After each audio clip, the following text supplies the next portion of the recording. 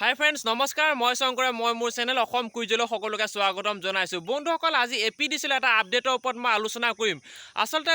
25 নৱেম্বৰ দিনাখন এপিডিচিএলৰ ফালৰ পৰা এটা নটিফিকেশ্যন আহিছিলে এটা আপডেট আহিছিলে সেই আপডেটটোনো কি হয় কিয়নো প্ৰকৃততে বহুতে কিছুমান সেই আপডেটটো ৰিজাল্টৰ বিষয়ে বুলি ভাবি আছে আচলতে প্ৰকৃত সত্য কি সেই নটিফিকেশ্যনটো কিহৰ কাৰণে দিছিলে মই এইটো ভিডিঅ'ত মই সকলোবোৰ আপোনালোকক জনাবলৈ চেষ্টা কৰিম যদিহে আপুনি প্ৰথমবাৰ কাৰণে আহিছে এতিয়া ছাবস্ক্ৰাইব কৰি দিয়ক লগতে বেল আইকনত প্ৰেছ কৰিব নাপাহৰিব যেতিয়া মই এনেকুৱা সুন্দৰ সুন্দৰ খবৰ দিবলৈ চেষ্টা কৰোঁ আপোনালোক সকলোতকৈ আগত পাব যাই কি নহওক আজিৰ ভিডিঅ' আমি আৰম্ভ কৰোঁ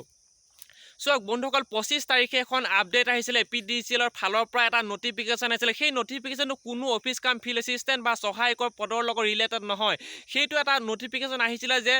আমি সকলোৱে গম পাওঁ যে এপিডিচিএলৰ যি 11টা কনজিউমাৰ আইডি আছে অৰ্থাৎ 11টা যি নম্বৰ আছে সেই নম্বৰটো চেঞ্জ কৰা হৈছে তাতকৈ বিশেষ একো ডাঙৰ আপডেট নহয় কিয়নো বহুতে কৈছে যে এপিডিচিএলৰ ফালৰ পৰা এটা আপডেট আহিছে সেই আপডেটটো কি হয় সকলোৱে হয়তো কিছুমানে এনেকুৱা ধৰণৰ ভিডিঅ' বনাই দিছে ময়ো চাইছোঁ যে সেই আপডেটটো কিছুমানে চাকৰিৰ লগত বা এনেকুৱা ফলাফলৰ লগত ৰিলেটেড কৰি দিছে আচলতে মই প্ৰকৃত সত্য কথাটো কৈছোঁ এইটো কোনো ধৰণৰ চাকৰি খবৰ নহয় সেইটো এটা বেলেগ আইডি হয় অৰ্থাৎ যি আগতে কনজিউমাৰ আইডি 11টা আছিলে অৰ্থাৎ 11টা সংখ্যা আছিলে এতিয়া 11টাৰ পৰা আৰু এটালৈ বঢ়াই দিছে অৰ্থাৎ 12টালৈ বৃদ্ধি কৰা হৈছে জাষ্ট সেইটোহে এটা আপডেট কিন্তু তাক লৈ কোনো হৈ চৰি কৰা দৰকাৰ নাই বন্ধুসকল এইটো ভিডিঅ' এইকাৰণে মই লৈ আহিছোঁ যে বহুতে সুধি আছে এপিডিচিএলৰ ফালৰ পৰা এটা আপডেট আহিছে কি আপডেটনো তাৰ ওপৰত এটা ভিডিঅ' বনাব লাগে কিন্তু বহুতেই সেই মিনিংটো বেলেগ কৰি পেলাইছে সেইকাৰণে বন্ধুসকলে এইটো ভিডিঅ' মই লৈ যদি ভিডিঅ'টো ভাল লাগে শ্বেয়াৰ কৰিব নাপাহৰিব আজিলৈ ইমানে ধন্যবাদ জয় অসম।